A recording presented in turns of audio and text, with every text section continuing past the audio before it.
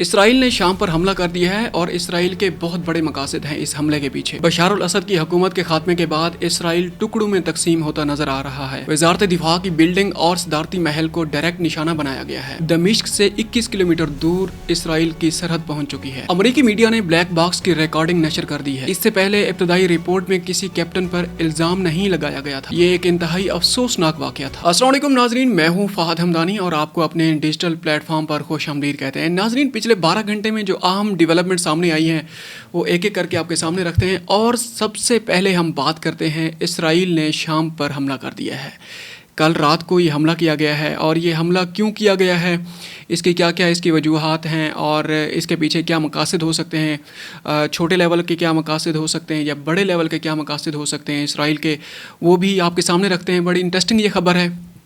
یہ مقاصد جب آپ کے سامنے رکھیں گے، صاحب زیر جنگ تو انٹرسٹنگ نہیں ہے، جنگ تو انسانیت کے حق میں نہیں ہے، انسانیت کے لیے نقصان ہی ہے وہ۔ اور اس کے ساتھ ساتھ انڈیا سے ایک اور خبر سامنے آئی ہے، بڑی افسوسناک خبر ہے، اور وہ خبر، یہ ویڈیو آخر تک دیکھیے گا اور وہ خبر بھی آپ کے سامنے رکھتے ہیں۔ خیر، سب سے پہلے ہم بات کرتے ہیں اسرائیل نے جو شام پر حملہ کیا ہے۔ اب تھوڑا سا ریکیپ کر لیتے ہیں کہ اسرائیل کے شام کے اندر کچھ عرصہ پہلے تک بشار الاسد کی حکومت تھی، جو کہ حافظ الاسد کے بیٹے تھے، اور تقریباً وہ جو خاندان تھا پچھلے تقریباً وہ الوائتی ایک وہاں پر مینارٹی ہے، مینارٹیز ہیں، ان میں سے وہ بلانگ کرتے تھے، اور ان نے تقریباً کوئی 35 سے 40 سال شام پر حکومت کی ہے۔ خیر، تقریباً یہ اس کے اندر مڈل ایسٹ کے اندر جب یہ وہ آئی تھی عرب سپرنگ کے نام سے ایک جناب لہر آئی تھی، اور مختلف جو بادشاہت تھی اس کو ختم کیا گیا تھا، اور جو مغرب اس کو سپورٹ کر رہا تھا، امریکہ، فرانس، یو کے اور جرمنی، اور یہ جو یورپین یا جو میجر پاورز ہیں، ویسٹرن میجر پاورز، وہ اس کو جناب ٹاپل کرنے میں، ان حکومتوں کو گرانے میں اور اپنی مرضی کے وہاں پر حکمران تعینات کرنے میں وہ پیش رہے مغرب، خاص کر جس طرح اس کے اندر کرنل قذافی کو اس کو شہید کیا گیا، اور اس طریقے سے باقی جو ممالک ہیں، صدام حسین کو قتل کیا گیا، اور اس طریقے سے باقی جو ممالک ہیں صدام حسین کو شہید کیا گیا۔ ڈیفینیٹلی وہ ایک مسلمان تھے، اور انہوں نے پراپر مسلمان ہونے کے ناطے ہمارا ایمان ہے کہ جب بیرونی طاقت آپ کے ملک پر حملہ آور ہوتی ہے تو آپ پر جہاد فرض ہو جاتا ہے۔ خیر، آگے بڑھتے ہیں، ہم اپنے ٹاپک کی طرف واپس آتے ہیں۔ شام پر اسرائیل نے جو حملہ کیا ہے اس کے پیچھے 2-3 وجوہات ہیں۔ ایک تو جو مین وجہ ہے وہ تو ساری دنیا کو پتہ ہے کہ گریٹر اسرائیل کا جو اس کا جو نظریہ ہے یا اس کا جو مقاصد ہیں، ایکسپینشنزم کا، وہ جو چاہتا ہے کہ اسرائیل جو ہے نا، اس کی جو سرحدیں ہیں آنے والے وقت میں وہ ایران تک پھیل جائیں گی، جس میں عراق ہے، شام ہے، لبنان ہے، اردن، بحرین، کویت تک جناب اس کی، اور سعودی عرب، UAE، قطر، وہاں ان نے کچھ نقشہ بھی جاری کیا تھا، وہاں تک اس کی سرحدیں پھیل جائیں گی۔ خیر، ابھی ہم صرف شام کی بات کرتے ہیں۔ شام میں ایک کمیونٹی ہے، وہ مسلم منورٹی ہے بیسیکلی، وہ بڑی کم تعداد میں ہیں، اور وہ کافی حد تک وہ اسلام کا ایک وہ سیکٹ ہے، اس کو وہ فالو کرتے ہیں۔ دروز فیملی، دروز منورٹی، دروز ان کا نام ہے۔ اچھا، ان کی حفاظت کے لیے، ان کو پروٹیکٹ کرنے کے لیے اسرائیل نے شام پہ حملہ کیا ہے۔ اب اس کی وجوہات کیا ہیں؟ ہم نے بتایا کہ گریٹر اسرائیل کا وہ جو تصور ہے، اسرائیل بڑے لیول کا وہ جو اسرائیل ہے، 4-5-6 ممالک کو جو مشرق وسطیٰ میں جناب ہر ایک پہ قبضہ کرے گا، اور گریٹر اسرائیل کا وہ جو کنسیپٹ ہے ان کا، اس کو عمل میں لایا جائے گا۔ خیر، اس کی شروعات بھی ہو چکی ہے، وہ ایک کوئی وہ تھیوریٹیکل پروجیکٹ نہیں ہے، وہ پریکٹیکلی اس پہ عمل بھی ہو رہا ہے، اس پہ کسی اور دن ہم ویڈیو بنائیں گے۔ اچھا، اب آتے ہیں سیریا کے اوپر، شام پر اس نے کیوں اس پہ اٹیک کیا ہے۔ اب ہم نے مین پوائنٹس ہم نے سامنے رکھے ہوئے ہیں۔ ایک ہے سیکیورٹی پوائنٹ آف ویو سے ہم بات کرتے ہیں۔ سیکیورٹی پوائنٹ آف ویو سے اس طرح ہے کہ یہ جو دروز، یہ جو کمیونٹی ہے، یہ ایک صوبے میں رہتی ہے، اس کا نام ہے السوید، ٹھیک ہے نا، السویدہ۔ السویدہ وہ جو صوبہ ہے وہ جناب وہ ایگزسٹ کرتا ہے اسرائیل کی سرحد کے ساتھ۔ اب اسرائیل کی جو گولان ہائٹس ہیں، جس کو گولان ہائٹس بھی جس کو کہتے ہیں، یہ اسرائیل کا بارڈر ہے، اور یہ اس کے بالکل ساتھ ہی جناب یہ السوید یہ ہے صوبہ ہے. اب یہ جو فیملی یہ جو منارٹی ہے یہ وہاں پر ایگزسٹ کرتی ہے. اب صاف ظاہر ہے اب یہ اسرائیل اس کو ایک بفر زون جناب وہ کنسیڈر کرتا ہے کہ یہ جو ہے نا مختلف وہ جو ایرانین وہ جو جناب پاسداران انقلاب کی شام کے اندر بشار الاسد کی سپورٹ تھی اس کی جو فورسز ہیں یا جو جہادسٹ ہیں القاعدہ ہے یا وہ جو IS ہے داعش ہے وہ جناب اسرائیل تک نہیں پہنچے گی. اسرائیل اور ان کے درمیان میں یہ دروز جناب یہ جو کمیونٹی ہے وہ ایگزسٹ کرتی ہے. اسی وجہ سے سیکیورٹی پوائنٹ آف ویو سے اسرائیل ان کو ایون کہ 2015 سے جب بشار الاسد کے خلاف 2011 میں جب بغاوت شروع ہوئی تھی تب سے وہ اس کمیونٹی کو سپورٹ کر رہا ہے اسرائیل. اچھا اب یہ سیکیورٹی پوائنٹ آف ویو سے ہم نے بتایا ہے کہ جناب وہ بفر زون کا رول پلے کرتا ہے. اسی وجہ سے جب یہ کمیونٹی ختم ہو جائے گی تو ڈائریکٹ تھریٹ ہو جائے گی اسرائیل کے لیے, اسرائیل کی سرحدوں کے اوپر تھریٹ پہنچ جائے گی. اچھا آگے بڑھتے ہیں, پولیٹیکل پوائنٹ آف ویو سے ہم بات کرتے ہیں. پولیٹیکلی یہ ہے کہ جو دروز کمیونٹی ہے اس کا تقریباً کوئی 1.5-2 لاکھ ان کی تعداد اسرائیل کے اندر بستی ہے.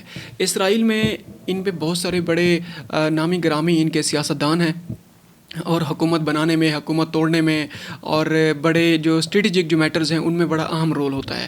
اچھا یہ پولیٹیکل پوائنٹ آف ویو سے اور وہاں پر ان کی بڑی پریزنس ہے, ان کی پریزنس وہاں کاؤنٹ ہوتی ہے, ان کی بہت بڑی اسٹرینتھ ہے.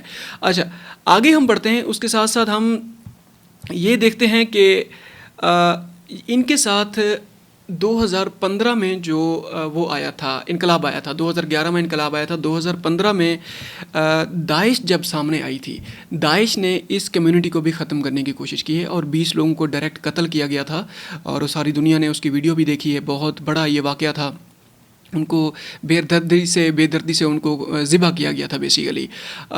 تب بھی اسرائیل نے اپنے بارڈر کے قریب ہونے کی وجہ سے ان کو بڑی سپورٹ کی تھی اور بارڈر کا کچھ حصہ ان کے لیے کھولا تھا, ان کو جو میڈیکل فیسلٹیز ہیں ان کو پرووائڈ کی تھیں اور اس کے علاوہ آج بھی وہی کنسیپٹ اس نے سامنے رکھا ہے.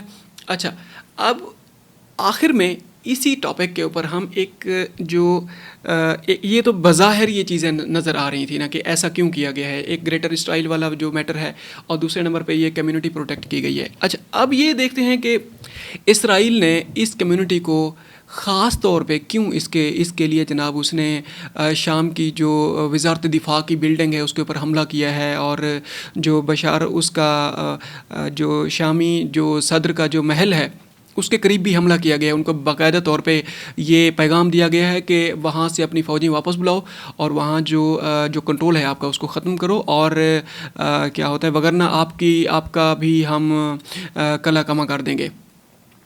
یہ جو مناظر ہیں ٹیلی ویژن پہ بھی دکھائے گئے اور بلکہ یہ تو لائیو مناظر چلتے رہے ہیں. اچھا یہ ایسا اب دیکھتے ہیں کہ انٹیلیجنس بیسڈ ہم یہ بات کرتے ہیں کہ بیسیکلی یہ جو دروز کمیونٹی ہے اس نے ڈائریکٹ اس شام کی حکومت کے متعلق اسرائیل کو انٹیلیجنس پرووائڈ کی ہے اور یہ سمجھیں کہ ایسی یہ آنکھ کے طور پہ جناب اس کو استعمال کرتا رہا ہے. اور دروز فیملی کو پروٹیکٹ کرنے کے لیے اس کی حفاظت کے لیے اسرائیل کے پاس ایک کھلا جواز ہے کہ ہم اس کو پروٹیکٹ کرنے کے لیے ہم شام کے اندر مداخلت کر سکتے ہیں. گو کہ بشار الاسد کی حکومت کے جانے کے بعد شام میں باقاعدہ طور پہ اسرائیل اپنی فوجیں بھی داخل کر چکا ہے اور اس کی جو سرحد ہے وہ جناب دمشق سے تقریباً 21 کلومیٹر تک وہ پہنچ چکی ہے اور ان قریب یہ جو وہاں پر جو حکومت لا کے بٹھائی گئی ہے جس کو ترکی نے سپورٹ کیا ہے, ہمارے سعودی عرب نے, قطر نے, UAE نے اور باقی جو بھی ممالک ہیں یہ جو بغلیں بجاتے پھر رہے تھے کہ ہم اپنی مرضی کی وہاں حکومت لے کے آ گئے ہیں, اب ان کو پتہ چل چکا ہے. ابھی انہی کے جو سپورٹر ہیں وہ حکومت جو لے کے آئے ہوئے ہیں وہ جناب مذمتی بیانات دے رہے ہیں. اب ان کو پتہ چل چکا ہے کہ اب وہ کہانی نہیں رہی. وہ تو ایک وہ کٹ پتلی حکومت ہے. وہ تو اسی طرح تھا جس طرح اشرف غنی کو لا کے بٹھایا گیا تھا افغانستان کے اندر. طالبان آئے تھے جناب, وہ کہاں ہے, سب کچھ ختم ہو گیا. یہ اسی طرح ہی ہے جس طریقے سے اس کے ساؤتھ اس میں ویتنام میں امریکہ نے اپنی مرضی کی وہاں حکومت بٹھائی تھی اور جو نارتھ اس کے ویتنام کی وہ تھی کمیونسٹ تھے, انہوں نے کس طریقے سے چڑھائی کر دی تھی اور وہ حکومت بالکل ختم ہو گئی تھی ایک دن کے اندر ہی. آگے بڑھتے ہیں. ہم نے آپ سے شروع میں کہا تھا کہ انڈیا سے ایک بڑی افسوسناک خبر سامنے آئی ہے. افسوسناک واقعہ ہوا تھا کچھ عرصہ پہلے, اس کی تفصیلات سامنے آئی ہیں, بڑے ہوش ربا انکشافات سامنے آئے ہیں. انہوں نے کہا ہے کہ بھارتی شہر احمد آباد میں ان نے کیا کہا ہے کہ کچھ عرصہ پہلے احمد آباد میں ایک طیارہ کریش ہوا تھا۔ بھارتی شہر احمد آباد میں ایئر انڈیا کے طیارے کی تباہی کا ذمہ دار مبینہ طور پر جہاز کا کپتان نکلا ہے۔ اب تفصیلات سامنے آئی ہیں۔ امریکہ کا ایک ادارہ ہے، ان میں وہاں پہ جو بلیک باکس ہے اس کو وہاں ڈیکوڈ کیا گیا ہے۔ جب اس کو ڈیکوڈ کیا گیا ہے، بلکہ ایک پریلیمنری اس کی وہ جو انفارمیشن سامنے آئی تھی اس میں بھی یہی کہا گیا تھا کہ انجن فیل ہوئے ہیں، انجن کو جو آئل کی سپلائی ہے وہ متاثر ہوئی ہے، جس کی وجہ سے طیارہ کریش کر گیا ہے۔ اب مزید تفصیلات سامنے آئی ہیں۔ امریکی میڈیا کے مطابق بلیک باکس کے ریکارڈنگ سے حاصل معلومات کی بنیاد پر دعویٰ کیا گیا ہے کہ جہاز کے دونوں پائلٹوں کی گفتگو سے یہ بات واضح ہو گئی ہے کہ کیپٹن سمیت سبروال نے آن سوئچز کو بند کیا تھا، جن کے ذریعے دونوں انجنوں کو ایندھن کی فراہمی معطل ہو گئی تھی۔ یہ سمیت سبروال کی بات ہو رہی ہے، جو کیپٹن ہے، مین کیپٹن ہے۔ امریکی میڈیا نے طیارے کی تباہی کے شواہد کی بنیاد پر امریکی حکام کا ابتدائی تجزیہ پیش کیا ہے، جس کے مطابق بوئم ڈریم لائنر طیارے کے فرسٹ آفیسر کلائیو کندر نے طیارے کی اڑان بھرتے ہی تجربہ کار کیپٹن سے پوچھا تھا کہ آخر اس نے سوئچز کو کٹ آف پوزیشن پر کیوں کر دیا ہے۔ سوئچز جو آن تھے اس کو کٹ آف پوزیشن پہ رکھا ہے یا اس کو بند کر دیا گیا ہے۔ اب امریکی میڈیا نے مزید کہا ہے کہ فرسٹ آفیسر پہلے حیرت میں ڈوبا اور پھر دہشت زدہ رہ گیا، جبکہ کیپٹن یہ سب کچھ سننے اور دیکھنے کے باوجود پرسکون تھا۔ یہ اس لیے تھا کہ فرسٹ آفیسر کا فلائنگ تجربہ محض 3403 گھنٹے، جبکہ کپتان کا فلائنگ تجربہ 15638 گھنٹے تھا، اور ان میں سے نصف سے زائد بوئنگ طیارے اڑا چکا تھا وہ۔ اچھا، اب یہ تفصیلات سامنے آئی ہیں کہ وہ جناب ایک جو مین پائلٹ تھا اس طیارے کا، وہ ذمہ دار اس کو ٹھہرایا گیا ہے۔ بلیک باکس کی جو انفارمیشن سامنے آئی ہیں جب اس کو ڈیکوڈ کیا گیا ہے، اس سے پہلے بھارتی حکام کی جانب سے پچھلے ہفتے ابتدائی رپورٹ جاری کی گئی تھی کہ جس میں کاکپٹ میں دونوں پائلٹوں کے درمیان کنفیوژن کی بات کی گئی تھی۔ اس میں کوئی شک نہیں ہے، ابتدائی رپورٹ میں کسی پر الزام نہیں دھرا گیا تھا، تاہم اتنا کہا گیا تھا کہ ایک پائلٹ نے پوچھا کہ تم نے سوئچز کو کٹ آف کیوں کیا، جس پر دوسرے نے جواب دیا تھا کہ اس نے ایندھن کٹ آف نہیں کیا۔ یہ جناب خبر تھی انڈیا کے بارے میں، اور یہ بڑی افسوسناک خبر ہے، اور کیونکہ یہ انسانیت کا معاملہ ہے، یہ انڈیا کی خبر نہیں ہے، یہ پاکستان کی بھی ہو سکتی ہے، یہ آپ کے متعلق ہو سکتی ہے، میرے متعلق بھی ہو سکتی ہے۔ خیر، ملتے ہیں، اب تک کے لیے اتنا ہی، ملتے ہیں ایک اور ولاگ میں۔ اپنا خیال رکھیے گا اور ہمارے چینل کا بھی خیال رکھیے گا۔ اگر آپ کی کوئی رائے ہے تو ہمارے کمنٹ میں آپ اپنی رائے دیں، اور اس ویڈیو کو لائک کریں اور اس کو اپنے دوستوں کے ساتھ بھی شیئر کریں۔ اگر آپ کو ہمارا کنٹینٹ پسند آتا ہے تو اپنی رائے کا کمنٹ میں اظہار کریں، یا آپ ہمیں ای میل کریں۔ آپ کے فیڈ بیک کو ہم بڑی قدر کی نگاہ سے دیکھتے ہیں۔ اب تک کے لیے اتنا ہی، ملتے ہیں ایک اور ولاگ میں۔ Thank you very much. السلام علیکم۔